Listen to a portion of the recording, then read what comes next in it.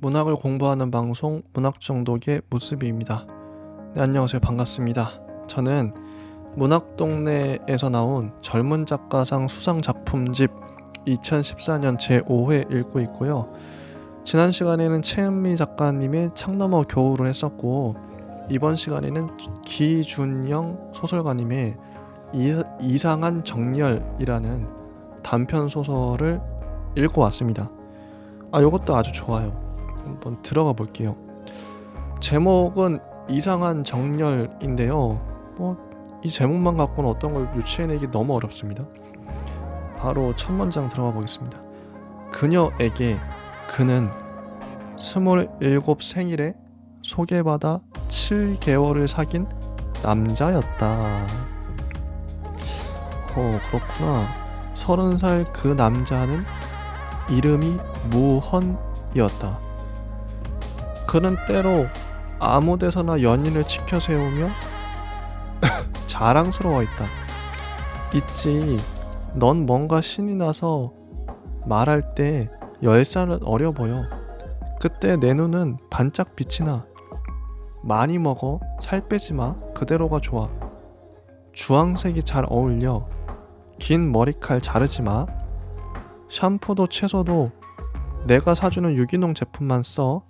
내 예쁜 별님. 자, 여기까지가 첫 번째 문단인데요. 정말 이게 좋아요. 27에 여자가 27, 남자는 30살. 그때 남자의 말, 특히 이 남자의 대사들이 있잖아요.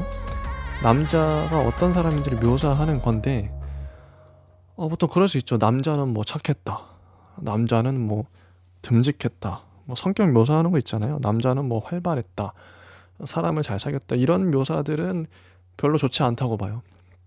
그거는 사건으로 보여줄 수 있어야 되잖아요. 근데 이 묘사들을 보세요. 각각의 문장들이 따로지만, 자, 그는 때로 아무 데서나 연인을 치켜 세우며 자랑스러워했다 하면서 나오는 이 문장들, 이 각각의 문장들은요, 해석하기 나름입니다. 실제 이런 말들 남자들 많이 하죠. 야, 너 뭐 신나서 말할 때 10살은 어려 보여. 너 그때 눈이 반짝이더라. 이런 비슷한 류의 말들 많이 하죠. 너 웃을 때 예쁘다, 뭐 이런 거. 많이 먹어, 살 빼지 마, 지금 그대로가 좋아. 이런 말도 남자들 많이 하죠. 너 여자들은 항상 살 빼고 싶은데, 너 지금 좋아, 뭘 빼. 뭐 주황색이 잘 어울려, 뭐 빨간색이 잘 어울려, 너는 검은색이 잘 어울려, 뭐 이런 식으로 얘기하죠. 긴 머리칼 자르지 마, 이런 거. 유기농 제품만 써. 그리고 마지막에 내 예쁜 별님. 이 어떤 호칭, 자기들만의 애칭을 붙여주는 건데요. 이런 거 연인들끼리 많이 하죠. 그러니까 이 문장이 좋은 게 공감을 자아내게 하기도 하고요. 연애할 때의 어떤 일반적인, 주로 많이 하는 그런 대사들을 해서 정말 누가 보기엔 닭살이 돋지만 애정이 있기 때문에 할 수 있는 말이기도 하고, 어떻게 보면 순수하죠. 순수하고, 그러니까 많은 해석을 할 수가 있어요. 지금 하는 것처럼. 어떻게 보면, 자, 많이 먹어, 자르지 마, 머리 자르지 마, 뭐 이런 식으로요. 이건 어떻게 보면 명령체인데, 나의 그 규정으로 그 사람을 가두려는 거잖아요. 너는 긴 머리카락이 어울리니까 자르지 마. 어떤 명령이거든요. 그럼에도 뭐 사랑한다는 이유만으로도 이런 명령을 할 수 있다는 거. 하여튼 이 많은 해석이 가능합니다. 요 문장만으로도 책 한 권을 쓸 수가 있어요. 논문 한 편을 낼 수가 있습니다. 연애할 때 인간의 심리에 대해서, 특히 남성의 심리가 어떻게 작동하는지, 남성이 여성을 얼마나 억압하고 규정하고 제한하려고 하는지, 아무튼 그런 등등등 많은 해석을 할 수가 있죠. 그렇기 때문에 이 문장이 좋다는 거예요. 이 문장은 그래서 문장을 쓸 때요, 직접적인 뭔가 제 아까 말했던 묘사, 그 남자는 착했다, 뭐 이런 묘사는, 그 남자는 뭐 친구가 많았다, 뭐 이런 묘사는 진짜 안 좋은 묘사고요. 지금 여기 써 있는 묘사들, 많이 먹어 살 빼지 마, 그대로가 좋아, 주황색이 잘 어울려, 긴 머리카락을 자르지 마, 샴푸로 채소 내가 사주는 유기농 제품만 써, 내 예쁜 별님, 이런 묘사가 좋다는 거죠. 그 남자를 묘사할 때 이제 묘사에 대한 감을 잡을 수 있게 해주는 좋은 문장이라고 봐요. 그녀의 본명은 말희였다. 남자 이름은 무언이었고요. 여자 이름은 말희예요. 좀 연배가 높아 보이죠. 요즘 연배는 아닙니다. 요즘에 이런 식으로 이름을 짓진 않으니까요. 어떤 여자들이 옷장 저 깊숙한 데다 한두 벌쯤 처박아둔 유행 지난 주름치마 같은 이름, 말희를 이렇게 묘사를 해요. 어, 공감이 되더라고요. 네. 물론 정감 어린 데가 없진 않았지만 그녀는 자기 이름을 소개해야 하는 자리에서 말희 대신 말이라고 흘려 쓰거나 말하곤 했다. 이 부분 좋죠. 아까 별님, 그 애칭은 별님입니다. 기억해 두세요. 또 나와요. 말희 대신 말이. 요것도 뒤에 또 나옵니다. 임팩트를 딱딱 주고 가는 거죠. 이것도 또 나와요, 뒤에. 이분이요, 기준영 작가님이 한예종 영상원 영화과 전문사 졸업이에요. 영화를 만들던 분이기 때문에 영화의 어떤 장면을 묘사하는 것처럼 소설을 쓰세요. 실제 영화에 이런 장면들이 나와도 괜찮을 것 같아요. 영상에 감각이 있는 사람이 언어를 다룰 때 얼마나 시각적으로, 이미지적으로 탁월한가, 그런 걸 느낄 수 있는 것 같아요. 무헌은 크리스마스를 어떻게 보낼 것인지에 대해 초가을부터 떠들어대기 시작했다. 이거 왠지 저를 보는 것 같은 느낌이네요. 이런 사람 있죠. 마리는 좀처럼 입을 다물 줄 모르고 떠벌리며 들떠있는 그가 신기해서 때로 손뼉을 쳐가면서 화답해줬다. 그래, 그게 좋겠다. 그래, 그것도 좋겠다. 그는 일관되게 서툴렀다. 이 문장도 좋아요. 일관되게 서툴렀다. 그와 키스하던 때마다 마리는 그와 자도 좋겠다는 생각을 했지만 그는 그녀에게 자자고 하지 않았다. 지켜줄게 했다. 그와 함께 있을 때 그녀는 때로 불타올랐다가 얼음 창고에 갇히곤 하는 벌받은 인형 같았다. 자, 일관되게 서투른 그. 말만 앞서는 그. 그래, 그것도 좋겠다. 이렇게 답할 수밖에 없는.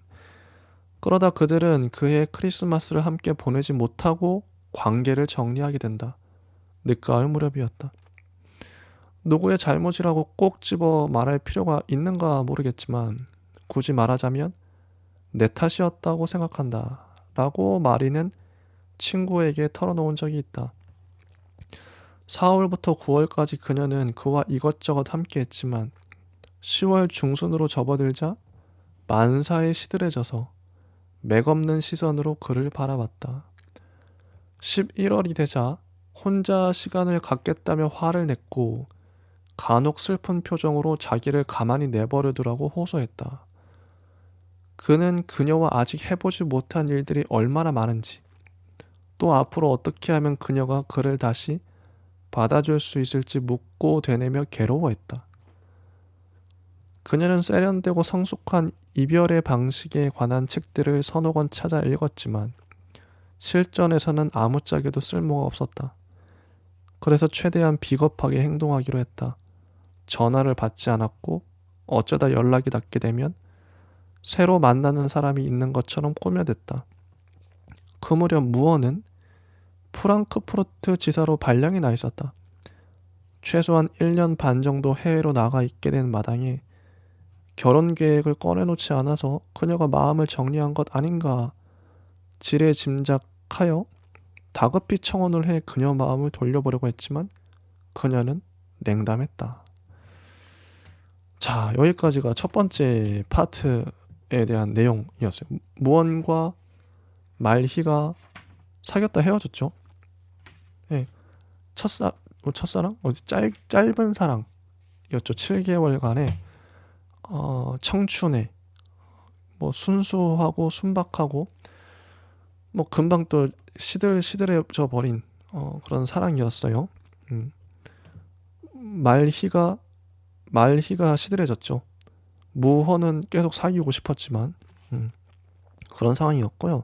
그래서 이게 말희 그녀 입장에서 계속 전개되나 했는데 다음 파트에서 바뀝니다. 이 화자가 주목하는 대상이 바뀌어요. 무헌이 주인공으로 나와요. 재밌죠? 처음에는 여자가 주인공인가? 했는데 알고 보니까 남자가 주인공이네. 이런 화자가 주목하는 대상의 전환, 이런 거 좋습니다. 이듬해 무헌은 직속 상사와 몇 차례 불화를 겪으면서 탈모가 진행됐다. 탈모가 진행됐대요. 자, 현재에 남을 것인지 한국으로 돌아갈 것인지를 고민해야 하는 시점이 왔을 때 그는 한국으로 돌아가 다른 일을 시작하는 것으로 마음을 정했다. 그리고 귀국하는 비행기에서 우연히 재회한 대학 동창과 인연을 사귀다 결혼했다. 뜬금없고 놀랍지 않나요? 자, 이 짧은 문장 하나로 아까 한번 비중을 볼게요. 말희와 무헌이 사귀는 그 문장들은 거의 한 장에 걸쳐서 7개월간의 연애는 거의 한 장에 걸쳐서 나옵니다. 연애와 파국에 대해서. 그런데 그 우연히 제외한, 자, 그리고 귀국하는 비행기에서 우연히 제외한 대학 동창과, 이것도 어떻게 만나게 됐는지를 디테일하게 설명할 수도 있잖아요, 작가가요. 근데 우연히 제외한 대학 동창과 2년을 사귀다 결혼했다. 어떻게 사귀고 어떻게, 그래, 2년이 짧은 시간이 아니잖아요. 근데 이거를 한 문장으로 압축해서 요약해서 딱 던지고 끝납니다. 상당히 중요한 거죠, 개인의 인생에서 결혼이라는 건. 근데 이런 임팩트 있는 사건을 요 정도로 깔끔하게 정리하고 딱 넘어가 버려, 깔끔하게. 요게 이제 프로 작가의 노련함, 세련됨이 아닌가. 그러니까 길게 소설에서의 분량은 절대적이죠. 길게 말하는 건 그만큼 중요하다는 거고요. 짧게 말한다는 건 뭐 그렇게 뭐 비중이 그렇게 크지 않다. 결혼했어. 걔네 그냥 우연히 비행기 만나 결혼했어. 그냥 넘어가는 거죠. 근데 앞에는 주저리 얘기를 많이 했잖아요. 그녀는 27 생일에 소개받아 7개월 사귄 남자가 있었는데 그 30살 남자 이름이 무헌이고 그는 아무 때나 연인을 시켜서 하면서 자랑스러워했지. 있지, 넌 뭔가 신이 나서 말할 때 11살은 어려 보여.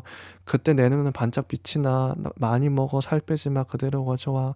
이렇게 디테일하게 주저리 얘기하던 화자가 갑자기 결혼을 하는, 이 무헌이 결혼하는데 이게 짧게 정리해버린다. 이 온도차, 이 분량차가 느껴지십니까? 저는 이게 놀랍다고 생각해요. 이런 감각은 어디서 오는가? 길게 말할 것은 길게 말하고 짧게 말할 것은 짧게 친다. 이거 되게 중요한 능력이라고 봅니다. 정말 중요하죠. 근데 이게 맞는 것 같아요. 이거는 왜냐면요, 이 소설의 주인공은 무헌과 말희이니까요. 근데 이름도 나오지 않는 이 아내, 무헌이 결혼한 아내는 주인공이 아니니까요. 그래서 이렇게 짧게 친 겁니다. 결혼 5년 차에 접어들면서 갑자기 5년으로 뛰었죠. 점프했죠. 그러니까 생략할 건 과감하게 생략해버리고 확대하고 집중할 것들은 이제 확 들어가서 디테일하게 묘사한다. 이게 소설이요. 이런 걸 분별할 수 있는 게 작가의 능력 아닐까. 뭐 이건 영화 감독도 마찬가지고요. 결혼 5년 차에 접어들면서 무헌은 아담한 전원주택을 지었다. 소설에 나오는 모든 문장들이 의미를 갖고 있습니다. 의미 없는 문장을 넣는 것 자체가 말이 안 되죠. 영화도 마찬가지고요. 의미 없는 씬이 등장하는 순간 그 영화의 질은, 격은 확 떨어지죠. 아담한 전원주택이 왜 등장했을까요? 이 의미가 다 있습니다. 좋은 시절이었다라고 그의 아내는 회고했다. 그가 다니던 바이오 산업체에서는 친환경 농법으로 재배한 약초에서 추출한 성분으로 찜질팩과 한방 화장품을 개발하여 매출 기록을 경신했고 그가 살아온 땅은 도로 개발로 값이 뛰었다. 여기서 말하고 있는 정감은 잘 살고 있다, 잘 나가고 있다, 행복한 시절이었다. 요걸 보여주고 있죠. 지금은 폐간된 행복을 부르는 집이라는 월간지에는 무원의 이 전원주택이 사진과 함께 소개되기도 했다. 자, 무원은 신부의 뱃속에 그때 이미 6개월 된 아기가 있었다고 기자에게 이야기해 주었다. 아기의 태명은 별님이었다. 별님, 아까 무헌이 말희를 별님이라고 불렀죠. 근데 이거를 아기 태명으로 붙여버려요. 말희랑 결혼한 것도 아닌데. 무헌의 아버지가 곧 태어날 손녀를 위해 현서라는 이름을 지어주었으나 부부는 딸아이가 6살이 되기까지 현서보다는 별님이라는 애칭으로 부르기를 즐겼다. 요거 되게 충격적입니다. 실제로 이런 사태가 있다면 이 무헌은 그 딸 현서를 별님으로 6살까지 부를 때마다 당연히 별님이라 부를 때마다 말희가 생각났겠죠. 이러면 안 되잖아요. 솔직히 남자가 결혼했는데 자기 아내에게 집중해야지. 옛 애인 7개월 사귀다 한 옛 애인을 못 잊어서 별님이라고 붙인다. 달님도 아니고요, 햇님도 아니고. 문제가 있죠. 어쨌든 뭐 별님이라고 불렀다. 이거 좀 이러면 안 된다고 생각해요. 제가 어떤 여자랑 만약에 나중에 결혼했는데 그 여자가 전 남자친구를 부르는 애칭으로 우리가 함께 낳은 아이, 뭐 남자이든 여자이든 별명을 부른다. 되게 충격적일 것 같지 않나요? 충격이죠, 충격. 현서는 어릴 적에는 얌전하고 총명해서 부모의 행복이었다가 사춘기에 접어들자 공부에 별 뜻이 없는 사고뭉치로 변하면서 골칫거리가 되어갔다. 공부가 아니면 다른 재능이라도 키워주겠다며 이것저것 레슨을 받게 했는데 간신히 첼로에 재미를 붙이는가 싶더니 이내 실증을 냈다. 늘지 않는 실력을 톡하면 악기나 선생 탓으로 돌리며 자기 미래를 한탄했다. 대한민국에서는 숨이 막혀서 있기 싫다면서 뉴욕에 있는 막내 이모한테나 가서 살려고 하니 보내달라고 떼를 쓰는가 하면 아빠는 젊었을 때 왜 프랑크푸르트에 아니면 파리나 밀라노 같은 데 정착하지 못했는지 따져 물었다. 참 이게 묘사가 좋아요. 10대 사춘기 딸이 이렇게 진짜 살 것 같은, 이럴 것 같은 느낌. 현서는 알아듣는 것처럼 잠잠해졌다가도 심사가 꼬이면 소리를 지르며 스트레스를 해소하거나 방 안에 틀어박혀 음악을 크게 틀어놓고 입을 꾹 다물어 버리는 방법으로 부모의 복장을 터지게 했다. 현서가 16살 되던 해 여름날에 무헌의 아버지가 뇌출혈로 쓰러졌다. 무헌의 형은 버려놓은 사업이 수습되지 않자 여기저기 돈을 융통하러 다니며 수시로 혈압을 체크했다. 자, 아까 무헌이 결혼할 당시만 해도 상황이 되게 좋았는데 호시절이었는데 지금 현서가 16살 되던 해에 아버지가 뇌출혈로 쓰러지고 형은 사업이 잘 안 되고 악화됐어요. 모든 상황이 전반적으로. 자, 아버지 그 장례식을 치르고 한 달 후 무헌은 이혼을 했다. 현서는 제 엄마가 키우기로 했다. 자, 요거도 전환이죠. 전환이 후딱후딱 됩니다. 아까 결혼했죠? 또 이혼해요. 장례식을 치르고 이혼을 합니다. 그러면 무헌은 이 아내는 뭐 들러리인가 보조인가 싶기도 해요. 무헌의 삶에서요. 실제 소설에서 묘사되는 바도 그렇고 이름도 안 나오잖아요. 아내 이름이요. 들러리처럼 보입니다. NPC, 게임으로 치면 NPC처럼 보이고 진짜 사랑했나 싶기도 하고 이러면 되게 슬플 것 같아요. 삶이 되게 무의미할 것 같아요. 이혼해버렸어. 아버지 장례 치르고 한 달 후에 이혼했어. 이걸 말하는, 고백하는 무헌은 얼마나 덤덤할까요? 자, 무헌은 진돗개 새끼 한 마리를 분양받았다. 자, 여기서 말하는 여기 진돗개의 의미가 뭔지도 한번 유추해 볼 필요가 있어요. 오랜만에 만난 고등학교 시절의 친구가 걔보다는 낚시에 취미를 붙여보는 편이 어떻겠느냐고 하면서 커다란 참돔을 잡아 올린 자기 사진을 스마트폰에서 찾아 보여주었다. 친구는 대구에 있는 무역회사에 다니고 있었는데 일이 있어서 서울에 올라왔다가 재미있는 모임에 참석하게 됐다면서 거기서 만난 부부가 마련한 저녁 식사 자리에 동석하지 않겠느냐고 물었다. 무어는 사람 두루 알고 지내서 나쁠 것 없다는 비즈니스 차원에서가 아니라 혼자 저녁을 먹는 일이 번거로웠는데 잘 되었다 싶은 생각에 친구를 따라 나섰다. 우연이죠. 우연히 따라 나선 거죠. 그리고 거기서 마리를 만났다. 자, 이 문장 놀랍지 않습니까? 그리고 거기서 말희를 만났다. 자, 아까 처음에 마리랑 헤어졌었는데 무어는 마리랑 무관하게 결혼하고 이혼했다가 다시 마리를 만났어요. 이 세월의 간극이 느껴지십니까? 진짜 실제 같죠? 현실 같은 느낌이죠. 정말 현실 같은 느낌이에요.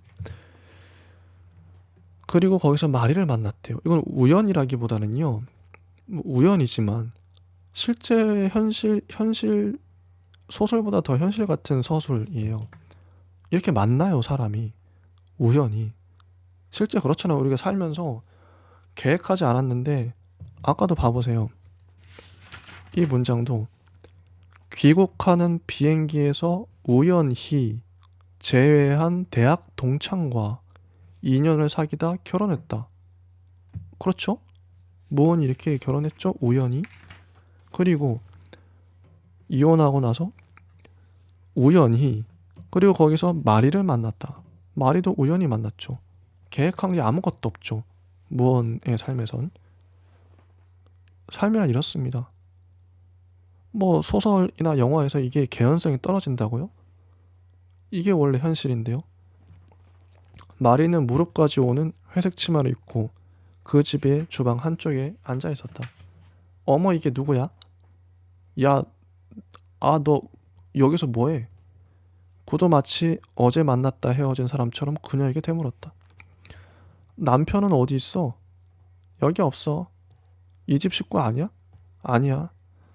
무어는 그럼 왜 여기서 앞치마를 두르고 있는가 묻고 싶었지만 그때 안주인이 주방으로 들어와 마리에게 음식이 식지 않도록 주의하라고 시켰기 때문에 질문할 기회를 놓쳤다.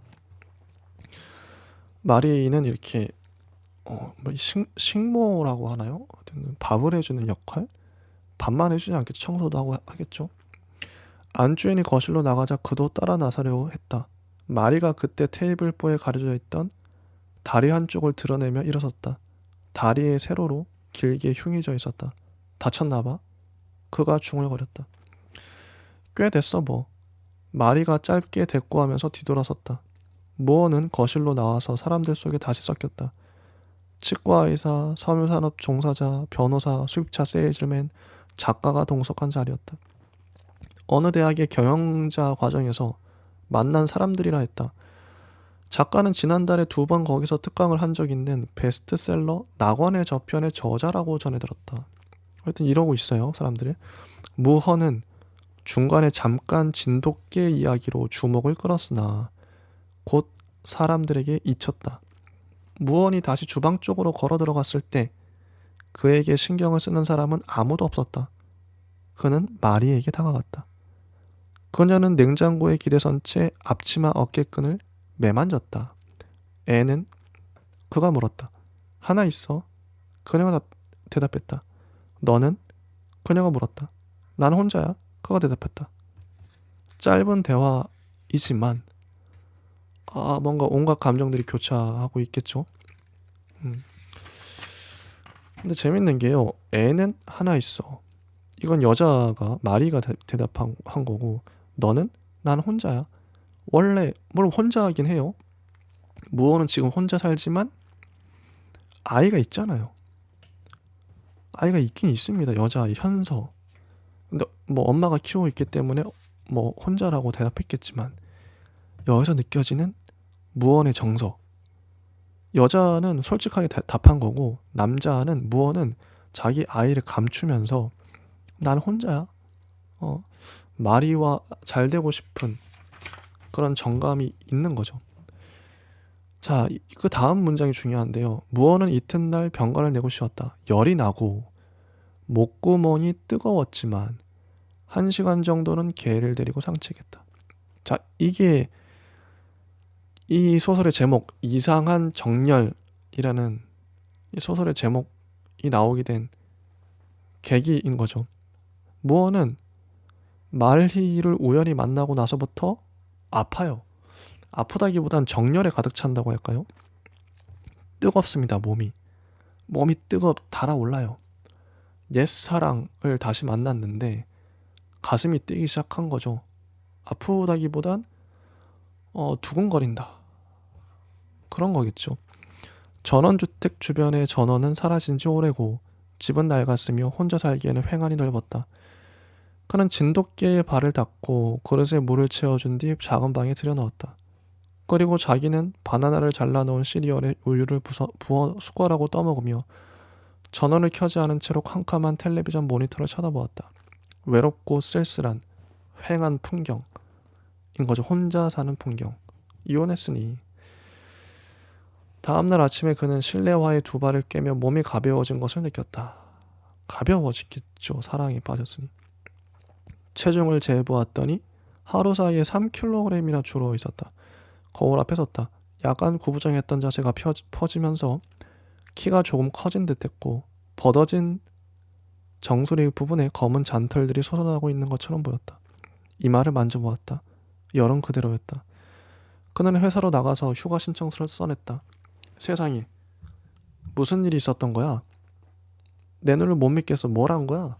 너 너무 무리했어. 뭘 그래, 이게 뭐야? 좀 쉬어가는 것도 필요해. 무어는 안 그래도 휴가를 신청했다고 열흘간 쉴 것이라고 대답했다. 동료는 회사 분위기가 요즘처럼 침체되고 동종산업이 모두 악재를 타고 있는데 휴가가 떨어졌다는 건 다음에는 목이 떨어질 신호라고 했다. 이 동료는 뭐 비아냥거리는 건지 깐죽거리는 건지 부정적인 건지 모르겠어요. 청소부 아주머니가 들어와서 그들 발밑을 걸레질하려 했으므로 그들은 입을 다물고 쟁걸음으로 비켜섰다. 무언의 동료는 화장실 문을 열고 나갔다. 무언은 거울 앞에서 잠시 더 어정거리며 자기 모습을 살펴봤다. 몸매가 호리호리해 보이는 게 괜찮았다.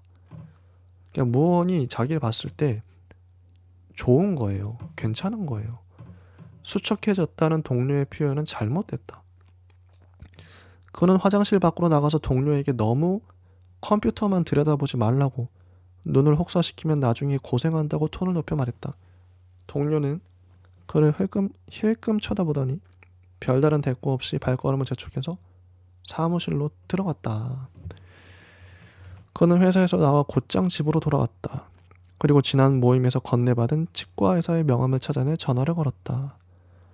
그는 자꾸 따라 나서려는 개와 실랑이를 벌이다가 결국 개를 차 뒷자리에 태우고 논현동에 있는 치과로 향했다. 그는 개를 데리고 병원에 들어섰다. 자, 이 개, 진돗개의 역할은 뭘까요? 소설에서. 왜 자꾸 따라다니는 걸까요? 자, 만약 개가 없다고 쳐볼게요. 그럼 모든 것들이 무난하게 흘러갔겠죠. 이 개의 작용은 뭔가 이게 그래서 뭐 아직도 저는 명확하진 않아요. 개를 작가가 왜 집어넣은 걸까? 물론 뒤에 가면은 명확한 개의 역할이 있습니다. 근데 이게 기계적으로 어떻게 보면 어떤 작동을 위해서 집어넣은 장치 같은 건지 아니면 그 이상의 의미가 있는 건지는 잘 모르겠어요. 어쨌든 개가 있음으로 인해서 무어는 개를 끊임없이 신경 쓰고 같이 다니게 됩니다. 개가 어떻게 보면 무언의 그 두근거리는 마음을, 그 심박수를 같이 동조해주고 호응해주는 동반자로서의 역할? 뭐 사람도 할 수 있지만 개도 그런 역할, 뭐 살아있는 생명체고 동반자니까요. 가족이기도 하고 새로운 가족이죠, 개는. 근데 이 소설을 재밌는 게요. 볼 수 있는 게 뭐 무헌의 딸, 무헌과 딸의 관계, 그리고 말희와 아들이 뒤에 나와요. 마리와 아들의 관계. 근데 이 자식들을 통해서 또 자식들을 통해서도 그 부모와 연관을 지어서도 볼 수가 있어요. 재밌죠. 둘 다 자식이 있으니까 그 자식들이 그 부모에게 어떻게 반응하는가, 그걸 통해서도 볼 수가 있어. 이 소설을 분석할 수가 있다는 거죠. 보겠습니다. 그때 식사가 참 맛있었는데 어디서 그렇게 음식 솜씨 좋은 사람을 구하시는지. 집안 행사 때마다 저희 집사람 스트레스가 이만저만이 아니거든요. 집사람하고 이혼했는데 집사람을 들먹이죠. 무언이요?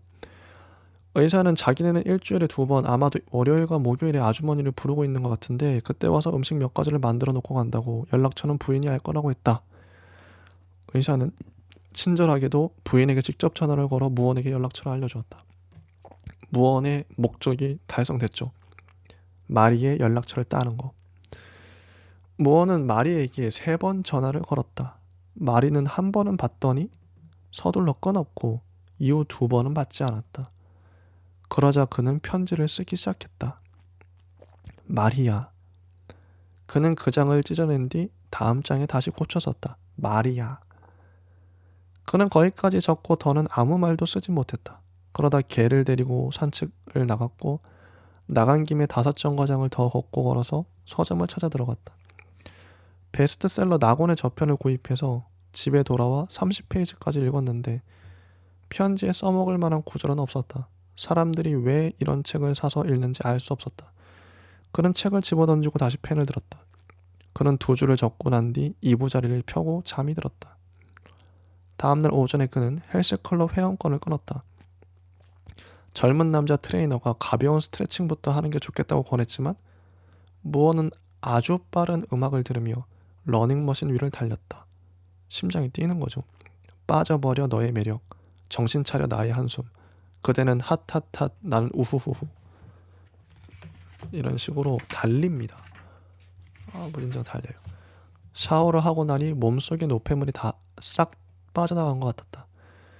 그는 트레이너에게서 앞으로는 지시한 대로 따라야 운동 효과가 있다는 설교조의 잔소리를 들었지만 아랑곳하지 않았다. 젊은 사람이 노파심이 많아 귀엽군 하고 생각하며 미소로 응대했다. 기분이 좋죠? 그는 집으로 돌아와 개도 씻겼다. 아주 적극적입니다. 헬스장도 가고 개도 씻기고 진돗개에게 이름을 지어주지 못했다는 걸 그제야 깨달았다. 그동안의 삶이 이랬던 거죠. 개가 있어도 개 이름도 안 지었던 거예요. 그는 탄이라는 이름을 붙였다. 탄, 이리 와 탄. 가만히 있어. 그러다 그는 마리의 전화를 받았고 말희는 남편이 있으니까 전화를 무시했던 건데 말희가 전화를 해와요. 말희도 뭔가 땡김이 있었던 것 같아요. 2시간 뒤에 자신의 차에 마리를 태워 드라이브를 했다. 물론 무언의 입장에서는 상관없지만 이혼했으니까요. 말희의 입장에서는 불륜인 거죠. 남편이 있으니까요. 드라이브 했어요. 목이 말라 말희가 말해서 카페에 데려왔다. 말희는 배가 고프다는 말은 안 했는데 그도 밥 생각은 나지 않았다. 말희는 사고로 다리를 다쳐서 한동안 병원 신세를 졌다고 말해주었다. 그래도 미니스커트 입으면 봐줄만 한 게 각성미는 아직 30대 같다는 농담도 했다. 말희는 명랑했다. 결혼하자마자 살림에만 매달려서 이제는 할 줄 아는 게 살림뿐이라고 사는 게 참 웃기고도 단순하다며 미소 지었다. 그는 그 말, 참 웃기고 단순하다는 게 전혀 새로운 말이 아닌데도 듣기에 새롭고 좋았다. 그죠? 사랑하고 있기 때문에 참 사는 게 참 웃기고 단순해? 이 말도 듣기에 새롭고 좋았던 거죠. 그들은 무언의 휴가 기간에 2번 더 약속을 잡아 만났다. 이런 식으로 불륜이 이걸 이제 불륜이라고 단정 지어버리면 또 막 부정적인 느낌밖에 안 나니까요. 세상엔 다양한 관계들이 있는데 그래서 이 소설에도 불륜이라는 단어는 안 나옵니다. 규정 짓지 않는 거죠. 그냥 2번 더 만났어 이런 거죠. 한 번은 진돗개 탄을 데려갔다. 마리는 개를 좋아하지는 않는 편이지만 탄이 영리한 것 같아 마음에 든다고 했다. 자, 개가 이런 역할을 하네요. 그는 그 다음번 만남에는 개를 데려가지 않았는데 그날은 집을 나서기 전에 딸이 들이닥쳐 경황이 없었다. 딸은 무언에게 엄마가 우울한 것 같다고 아빠가 가서 위로를 하라고 둘이 어떻게 좀 잘해보면 안 되느냐고 하더니 바닥을 뒹굴며 엉엉 울었다. 탄이 짖으며 그 주위를 맴돌았다. 개와 사람의 혼돈과 소요가 공기를 덮였다. 개가 어떤 분위기를 고조시키는 역할도 하고요. 다양한 역할을 하고 있습니다. 개가 없으면 안 될 것 같아요. 이 소설에서. 끝내는 한방에 있는 그들 모두가 질식할 것 같은 슬픔으로 가슴이 미어지는 중이었다. 그는 딸을 달래고 나서 창문을 모두 열고 환기를 시켰다. 현서야, 뭐 좀 시켜 먹고 있어. 개는 축 늘어져서 그의 발끝을 두어 번 핥았다.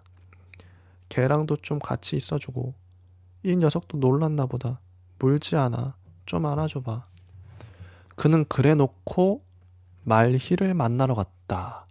마리는 보고 싶은 거죠.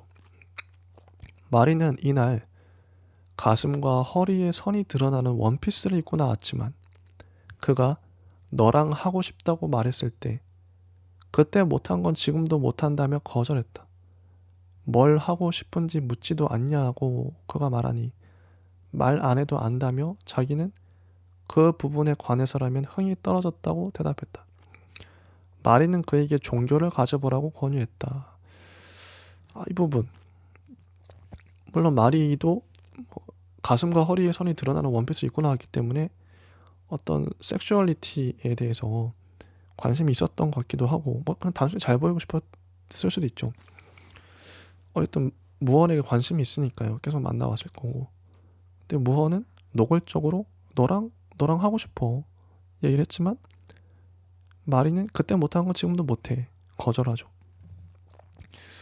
그 부분에 관해서라면 흥이 떨어졌다. 이거는요. 특히나 이미 해볼 만큼 해본 사람들 뭐 젊은 사람은 안 그러겠지만 한 30대 중후반 이후에 가면 여자도 그렇고요. 남자는 안 그런 경우도 많겠지만 특히 여자분들이 그냥 해볼 만큼 해봤어. 그거 별로 하고 싶지가 않아. 이런 고백을 하는 사람들이 은근히 있어요. 그러니까 섹스를 별로 안 하고 싶은 거죠. 진짜 그래요. 그런 사람들 많이 봤기 때문에 마리는 그에게 종교를 가져보라고 권유했다. 뒤에 나온 이 말도 야, 너 종교 가져봐. 이것도 이거 자연스럽게 이어지는 문장이라고 생각을 해요. 야, 너 섹스 너무 거기 노골적으로 거기 탐하지 말고 야, 종교 너도 좀 거룩해져 봐. 경건해져 봐. 이런 거죠. 종교 가져봐. 너 너무 피곤하고 지쳐 보여. 불안하고 우울해 보여. 마리는 고개를 살핏 저으며 말했다. 마리가 보기에 무언은 피곤하고 지쳐 보이고 불안하고 우울해 보이는 거죠. 하지만 무언이 자기 자신을 봤을 땐 아까 되게 활기차 있었잖아요. 다릅니다. 그러나 그가 너는 무엇을 믿고 있는가 물었을 때 그녀는 자기에게 종교가 없다고 대꾸했다. 사고 당하고 나서 복잡한 생각들 다 버렸어. 인생에서 7달은 별게 아니야. 너도 참 너다. 우리 그만 만나는 게 좋을 것 같아. 자, 이게 아직도 이해가 안 가는데 말희의 사고 구조가 어떻길래 이 말 다음에 이 말이 나오고 우리 그만 만나는 게 좋을 것 같아. 왜 이 말을 했을까? 왜 그만 만나자고 판단했을까? 야 너는 뭐 믿냐? 종교가 없어 하면서 너도 참 너다. 아마 제가 추측하기론 너도 참 너다가 제일 첫 번째 나왔던 그 뉘앙스. 그는 일관되게 서툴렀다. 그와 키스하던 때마다 마리는 그와 자도 좋겠다는 생각을 했지만 그는 그녀에게 자자고 하지 않았다. 요 일관되게 서툴렀다. 그 맥락이 이어지는 것 같은 느낌도 들어요. 어쨌든 말희의 마음을 잘 모르는 거죠. 무언은. 왜 종교를 가져보라고 권하는지도 이 뉘앙스를 모르는 거죠. 둔한 거죠. 그는 자신이 한 말과 그녀가 한 말을 되뇌고 곱씹어 보았다. 다시 집으로 갑니다. 현관문을 열고 들어서자 딸이 닭튀김을 만진 기름진 손으로 탁자에 얼룩을 남기면서 텔레비전 뉴스를 보고 있는 게 눈에 들어왔다. 딸이 뒤를 한번 돌아보더니 중얼거렸다. 기분도 썩고 날씨도 썩었어. 그리고 물었다. 내가 아빠 닮았어? 이런 말을 해요. 자, 그 다음 아주 디테일한 묘사가 나오는데요. 밤새 딸은 쿵쿵 발소리를 내면서 방과 방 사이로 오갔다. 그러니까 딸은 현실을 상징합니다. 현실. 쿵쿵 발소리. 들리죠? 직접적입니다. 쿵쿵 발소리. 잠을 못 자게 하죠. 관념에 빠져들지 못하게 하죠. 쿵쿵. 방과 방 사이로 오가죠. 근데 나는 말희의 말, 아까 종교라는 관념이에요. 관념이고 꿈이죠. 어떤 묵상으로 가는 것인데, 그러니까 이게 대립을 합니다. 밤새 딸은 쿵쿵거리면서 현실로 무언을 호출해요. 하지만 무언은 꿈속으로, 관념 속으로, 종교로 빠져들고 싶어해요. 그는 어린 아이가 잠자리에서 양을 헤아리듯이 절이나 교회에 입고 화려하거나 고아한 신전들을 떠올리며 거기에 상상으로 자신을 세워보았지만 그때마다 딸의 발소리가 그 장면을 툭 차듯이 밀고 들어왔고 이미지는 흩어졌다. 이 대립. 자, 믿음이라는 단어는 너무 오랫동안 사용해보지 못한 말이었기에 그는 무언가를 믿는다는 그 느낌을 불러일으키고 따라잡기 위해서 가능한 한 많은 것들을, 소리 없이 사그러져가는 많은 것들을 호명해 보아야 했다. 손전등의 의지의 기억의 창고를 뒤지듯이 조심스럽게 먼지 쌓인 바닥에서 빛바래고 해진 블라우스나 셔츠를 주워 올리며 그걸 입었던 사람의 육체를 불러일으켜 보듯이 집중력과 에너지를 한데 모으면서 아주 디테일한 묘사를 합니다. 그만큼 이 장면이 중요하다는 거죠. 작가가 강조하고 싶다는 겁니다. 청춘의 어느 밤 헤맸던 거리, 다시는 이라는 단어로 시작되던 어떤 약속이나 맹세, 4절까지 외울 수 있었던 동요, 아버지의 발, 어머니의 배, 아이의 볼, 단내나는 숨결, 입맞춤과 감탄, 한숨과 미러들. 바깥의 소리들이 희미해지면서 내면의 소리가 부풀어 오르기 시작했고 그는 그것을 지속시켜 보기 위해 몸을 뒤척였다. 입을 벌린 채 두 눈을 깜빡이며 땀을 흘렸고 그러다 선잠이 들었다.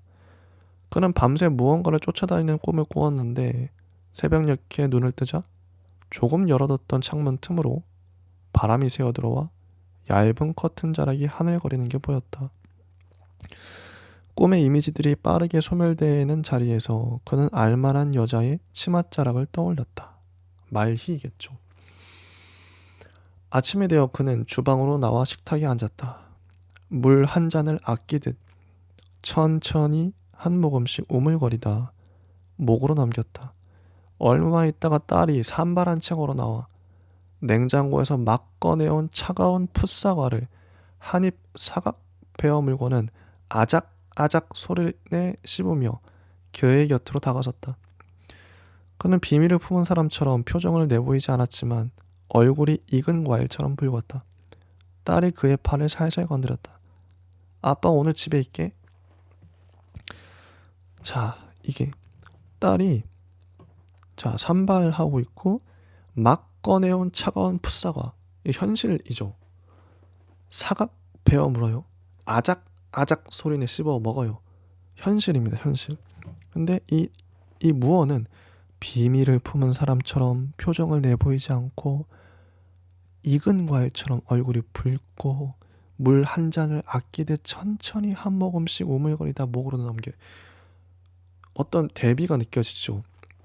무어는 끊임없이 꿈으로, 종교로, 여자로 자기의 빠져들어가고 있어요. 그 관념의 세계로 가고 싶어요. 자기의 그 첫사랑과의 환상의 세계. 하지만 현실이 자꾸 호출하죠. 분위기를 산통을 깨버리죠. 아빠 오늘 집에 있게? 주말이었지만 그는 딱히 갈 데가 없었다. 집은 잠시 딸과 딸의 친구들에게 내주기로 했다. 타는 그가 데리고 나왔다. 딸과는 화해를 했다. 그래도 아빠 집도 있고 엄마 집도 있고 그러니까 좋은 것 같아. 친구들이 좋아할 거야. 요즘 기분이 되게 다 시시해져 있거든. 아빠도 기분 전환하고 와. 내가 내일 아침에 해장국 끓여줄게. 술 먹고 늦게 와도 돼. 나 국 끓이는 거 잘해. 엄마보다 잘할걸? 자, 그는 집을 나서면서 이상한 기분이 들었다. 자, 제목이 이상한 정렬이죠. 이상한 기분이 들었어요. 물론 이상한 기분이란 사랑에 빠진 기분이겠죠. 이상한 기분이 들었다. 어쩌녁 딸의 서러움과 울분으로 집의 벽이 휜 것 같았다. 밖에서 보니까 집은 조금 부풀어 오른 것처럼 보였다. 그리고 그 집의 주인은 자기가 아니라는 생각이 들었고 자신이 딸 정도 나이의 소년이 된 듯한 기분이었다. 그는 영원히 돌아갈 데가 없는 사람의 슬픔을 생각하면서 점점 자유로워졌다.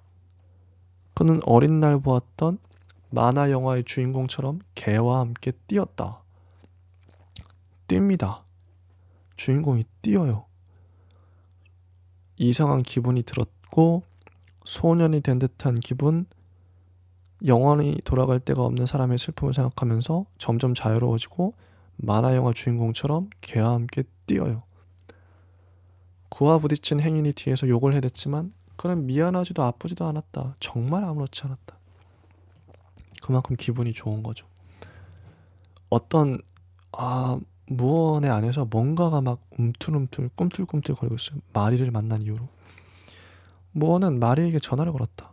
마리는 받지 않았다. 그는 전화를 걸고 또 걸었다. 음성 메시지도 남겼다. 문자 메시지도 보냈다. 그러자 얼마 후 마리에게서 전화가 왔다. 누구세요? 소년과 성년의 중간 목소리가 그에게 물었다. 누군데요? 뭔데 어딘데요? 이 사람이 누군지는 마리의 아들이죠. 나중에 드러납니다. 자, 무언의 휴가는 끝났다. 아픈 데는 딱히 없었는데 열이 내리지 않았다. 출근해서 몇 군데 전화를 돌리고 미팅을 잡고 보고서를 검토했다. 지금부터 나오는 문장들은 현실이에요. 휴가 끝나면서 꿈 같은 휴가, 마리와의 시간이 끝나면서 현실로 복귀합니다. 회사는 새로운 산학협력 프로젝트를 진행 중이었고 예산 일부를 지자체에서 지원받게 될 것이다. 신문지상에 향후 사업 전망에 관한 보도도 나갈 것이다. 동료들이 그에게 잘 쉬었느냐고 좋은 타이밍에 에너지를 충전하고 온 것 같다며 부럽다고 인사했다. 그러더니 갑자기 무슨 일인가 돌아가는 분위기가 조성되고 있다고 전반적으로 그렇지 않느냐고 그에게 물었다. 탄이 장염에 걸려서 동물병원에서 치료를 받았다. 현서가 친구들과 개를 보러 왔다. 다시 평범한 시절이 시작되고 있었다. 익숙해지는 시간, 숨 쉬어야 하는 시간. 모어는 이후 어느 월요일에 마리를 만났다. 둘은 할 게 별로 없었다. 다시 또 만났죠. 그는 슬퍼했고 그 바보 같은 슬픔이 마리에게는 옛일의 향수를 불러일으켰다. 그들은 같이 잤다. 별일은 없었다. 뭘 했다고도 안 했다고도 할 수 없이 그는 서툴렀다. 너무 성급했고 금세 낙담했다. 다시 만났어요. 만났는데 같이 잤어요. 이것도 그냥 짧게 묘사가 됩니다. 그들은 같이 잤다. 아주 짧게. 뭘 했다고도 안 했다고도 할 수 없이 서툴렀대요. 그가 서툴렀죠. 너무 성급했고 금세 낙담했다. 아마 남자가 조루가 있어서 금방 그래서 성급했다고 나온 것 같은데 금세 낙담했다. 마리는 그때 그를 쓰다듬는 대신 잠이 깬 탄의 머리를, 탄은 강아지죠, 쓰다듬었다. 무언이 텔레비전을 켜자 첫사랑을 만나 불륜으로 빠진 남녀의 이야기가 흘러나왔다. 이것도요, 우연이 아니라요, 일상입니다. 뭐 불륜을 하는데 꼭 TV를 켜면 불륜에 빠진 남녀 얘기가 흘러나오죠. 이거 실제 그래요. 신기하기도 하지만 우리는 항상 이런 걸 경험하잖아요. 공교로운 일은 아니었다. 흔하게 재현되는 이야기가 그때도 그들 주변에서 재현되고 있을 뿐이었다. 이런 얘기는 워낙 많으니까요. 단지 이들이 무언과 마리가 불륜하고 있어서 이 이야기가 나온 게 아니라 원래 그런 이야기는 많이 나왔어요. 단지 그때 보였을 뿐이지. 세상 모든 사람들이 놀라는 척하지만 실은 그다지 놀라지는 않고 남들의 생은 어떠한지 쳐다보게 되는 그런 민낯의 이야기들. 무언과 마리는 서로의 유일했던 사랑은 아니었다. 두 사람 다 그걸 알고 있었다. 그리고 이제 막 다른 것도 확인했다. 텔레비전을 끄자 마리는 자리에서 일어났다. 그리고 전에 그에게 했던 말을 다시 꺼냈다. 기운내. 말 안 해도 알아. 종교를 가져봐. 너 너무 피곤하고 지쳐 보여. 그러자 그는 웃었다. 너 말 참 웃기게 하네. 내가 너 때문에 웃네. 나 좀 웃고 싶네. 마리는 종교에 이렇게 집착을 계속 종교를 가져보라고 권유를 합니다. 이거는 그럴 것 같아요. 여자가 남자에게 할 법한 말이고, 종교 가져봐. 너 너무 피곤해 보여. 종교 가져봐. 그러니까 무언은 웃을 수밖에 없죠. 야, 너 말 참 웃기게 한다. 내가 너 때문에 웃는다. 나 좀 웃고 싶네. 이런 거죠. 무언은 마리의 아들을 만난 적이 있다. 이거 다시 이제 플래시백 돼서 과거로 돌아갑니다. 마리의 아들을 만난 적이 있다. 그는 가끔 그날에 대해 생각했다. 마리가 그의 전화를 받지 않았던 날, 현서가 그의 집에 친구들을 불러들이고 신나게 놀아볼 요량으로 들떴던 그날, 그가 미친 듯 마리에게 끝까지 전화를 해보려고 했던 그 주말, 그는 어린 날 보았던 만화영화의 주인공처럼 개와 함께 뛰고 난 참이었고, 이봐요 조심해요. 그와 부딪힌 행인이 뒤에서 욕을 해댔고, 그래도 미안하지도 아프지도 않았던 그날, 정말 아무렇지 않았던 날. 누구세요? 뭔데 어딘데요? 마리의 휴대폰으로 그에게 묻던 변성기의 소녀는 이름이 군도라고 했다. 한강 고수부지에서 두 사람은 강을 보고 앉았다. 그러니까 군도가 먼저 운을 떼고는 잠시 사이를 두었다. 자, 이제 절정으로 가는 겁니다. 작가가 보여주고 싶은 장면으로 가고 있는 거죠. 그러니까 아저씨가 엄마 친구라고요? 군도가 마저 말했다. 무언은 군도에게서 마리와 닮은 점을 찾아냈다. 매끈하게 뻗은 콧날, 긴 손가락, 둥그런 얼굴형과 작은 입. 군도는 강바람을 느끼듯이 가슴을 펴면서 심호흡을 했다. 군도는 15살이라고 했다. 외양만으로는 13살로도 보였다. 아무튼 군도는 조심스럽게 그를 뚫어보듯 훑다가 이내 이것저것 재지 않는 태도로 술술 말을 풀어놓았다. 우리 엄마도 내 친구들 다 모르는데 내가 엄마 친구를 어떻게 다 알겠어? 군도는 그 전전날 밤 엄마의 밍크 코트를 몰래 내다 팔아먹을 생각으로 싸가지고 나왔다. 그건 외할머니가 엄마에게 물려준 거였지만 유행에 뒤처지는 터라 입을 일 없이 옷장 안에 자리만 차지하고 있던 물건이었다. 여기저기 수소문해서 괜찮은 가격에 팔아치울 때를 알아보고 그 돈으로 친구들하고 기분을 좀 내려고 했을 뿐이다. 자전거 한 대를 자기 몫으로 산 뒤에는 남은 돈을 모두 엄마에게 가져다 주려 했는데 일이 죄다 꼬여버렸다. 군도의 옆에는 커다란 보라색 보따리가 있었는데 군도는 그게 바로 밍크코트라고 말하고는 한숨을 내쉬었다. 좀 더럽혀져서 속상하지만 어쩔 수 없는 일이라고도 했다. 모어는 옆에서는 탄이 목줄을 잡아당겼다. 모어는 탄을 끌어와 옆에 앉히고는 쓰다듬었다. 그러다 강가에서 낚시를 하는 한 남자를 봤고 어떤 물고기가 이곳에 잡히는지, 잡히면 그걸로 뭘 할 건지 쓸데없는 궁금증을 품다 버렸다. 이 문장은 중간에 군도의 밍크코트 얘기, 엄마 밍크코트 팔아먹으려다가 걸렸다, 요 얘기하다 갑자기 탄이 등장하죠. 이야기의 흐름을 깨는 듯 같은 느낌.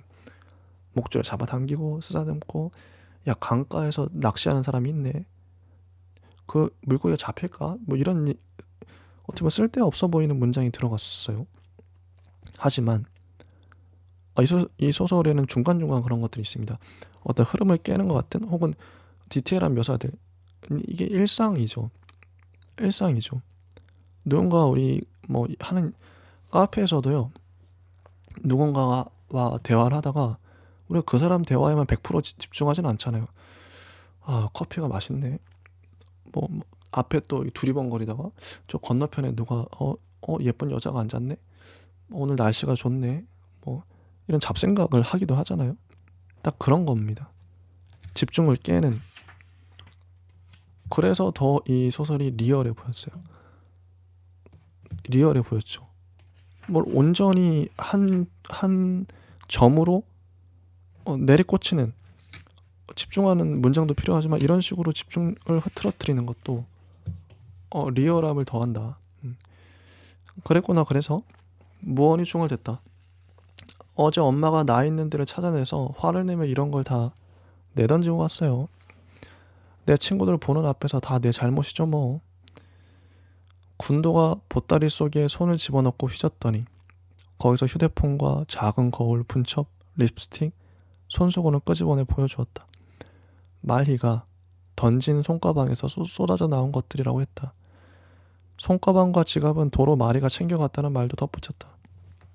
밍크코트와 잡동사니들, 마리의 것이지만 지금 마리의 아들 손에 보따리를 잃은 그것들. 무어는 자신도 그 어떤 보따리에 속하는 물건 같다는 생각을 잠깐 했다. 그죠? 이 문장 좋아요.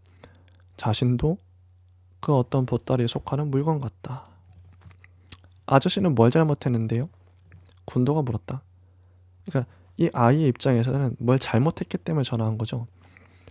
그러니까 자기 입장에서 정직하게 얘기하는 거예요. 뭘 잘못해서 계속 전화하고 그런 거예요? 아님 우리 엄마가 아저씨한테 뭐 잘못했어요? 무언이 망설이니까 군도는 대답을 굳이 듣고 싶지 않다는 듯 이 자리를 털고 일어서서 다른 질문을 던졌다. 내가 개 끌어봐도 돼요? 자, 여기서도 개, 탄, 진돗개의 역할이 나오죠. 이 강아지가 없었다면 아이와 무언이, 군도와 무언이 1대1로 만났을 때 15살 아이와 거의 이제 이 아저씨가 돼가지고 중년 남성이 뭐 어떻게 친해질 수 있을까요? 어렵죠. 근데 걔가 분위기를 부드럽게 만들어주는, 말랑말랑하게 해주는 역할을 하죠. 내가 걔 끌어봐도 돼요. 이 문장을 위해 걔가 필요했다.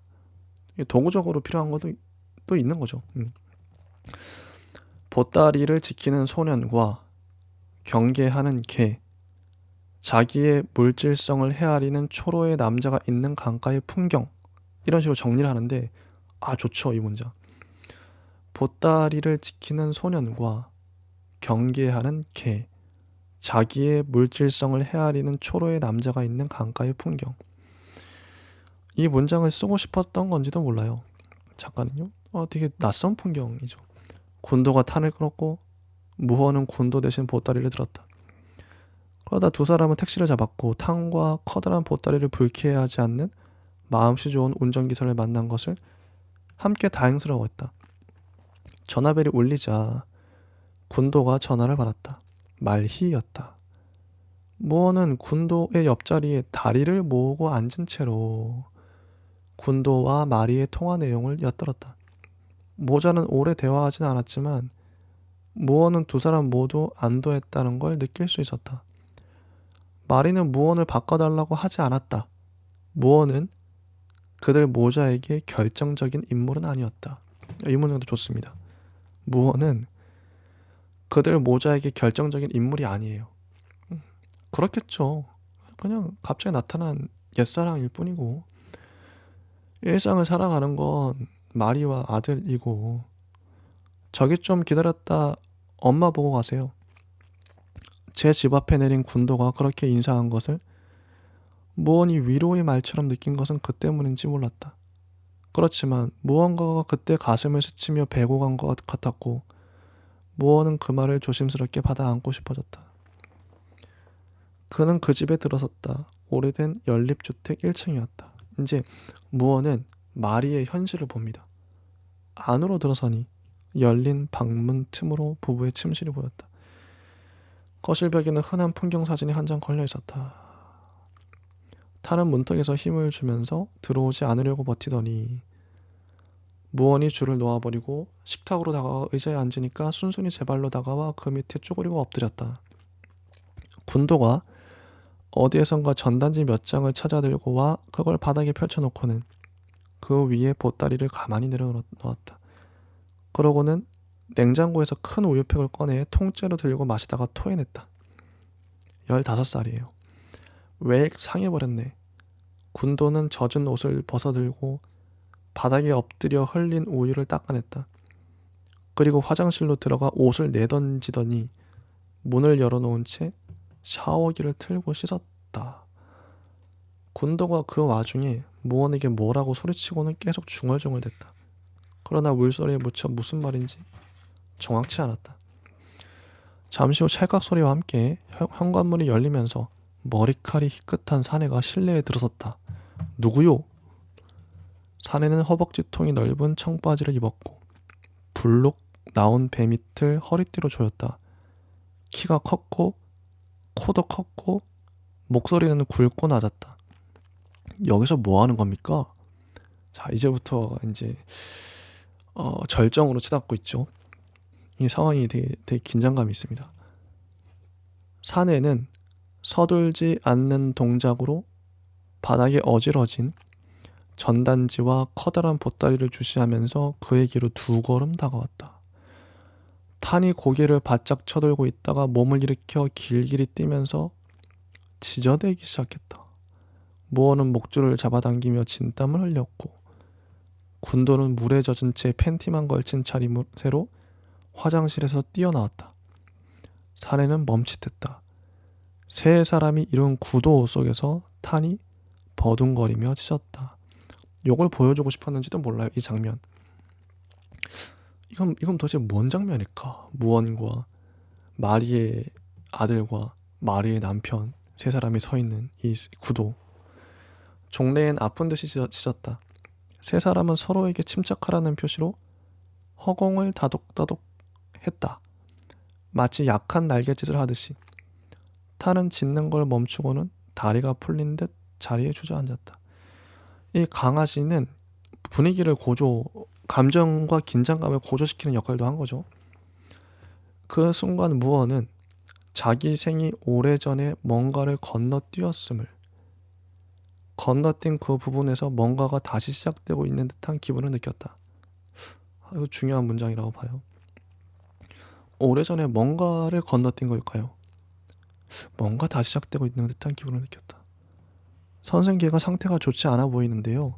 병원에 좀 데려가지 그래요. 자, 이 강아지는 분위기를 수습하는 역할도 하는 거죠. 강아지가 다 하고 있어요. 긴장을 고조시키기도 하고 갈등을 고조시키기도 하다가 긴장을 풀어주기도 하고요. 관계를 맺어주기도 하고요. 소란스러운 첫 대면이 끝나고 이런저런 대화가 짧게 오간 뒤에 마리의 남편은 그렇게 말했다. 마리의 남편은 지금은 가전제품 판매원이지만 과거에는 사냥개로 훈련시켰단다. 그의 무용담이 시작되려는 찰나 말희가 현관문을 밀고 안으로 들어왔다. 무언이 서툴게 인사말을 떼자마자 군도가 바닥에 털썩 무릎을 꿇었다. 미안해요 엄마. 무언은 그 순간 저도 모르게 그 옆에 무릎을 꿇고 눈물을 쏟을 뻔했지만 감정을 억누르며 숨을 골랐다. 이거는 군도 아들에게 감정이입을 했기 때문일까 싶기도 해요. 그래서 아까 오래전에 뭔가 건너뛴 게 이 군도의 삶인가 싶기도 합니다. 자식의 삶. 군도는 고개를 수그린 채 어깨를 들썩이며 흐느끼기 시작했다. 무어는 막막한 다음번을 기약하고는 개를 끌어안고 뒤돌아 밖으로 나왔다.